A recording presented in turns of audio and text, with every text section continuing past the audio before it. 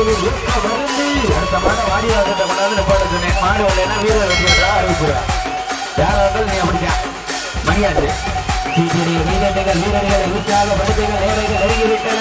ராதங்கள் நடந்து விட்டன. அரிசி தொகையிலையும் சிறப்பு பரிசு. அப்போ ஒரு ஆள் பிடிச்சி விட்டதுக்கு அப்புறம் தான் அவரை பிடிக்கும். ஆமா, நேரங்கள் நெருங்கி விட்டன. காலைகள் நடந்து விட்டன. சீட்டி அடியுங்க. மாப்பிள்ள விளையாட மாதிரி மாப்பிள்ள சீட்டி அடியுங்க. வீரர்களை உற்சாகப்படுத்துங்கள். நேரங்கள் நெருங்கி விட்டன. காலைகள் நடந்து விட்டன. இன்றைய வீரம் நாளைய வரலாறு வெல்வது யார்? வெல்ல போறியா? சீட்டி அடியுங்க.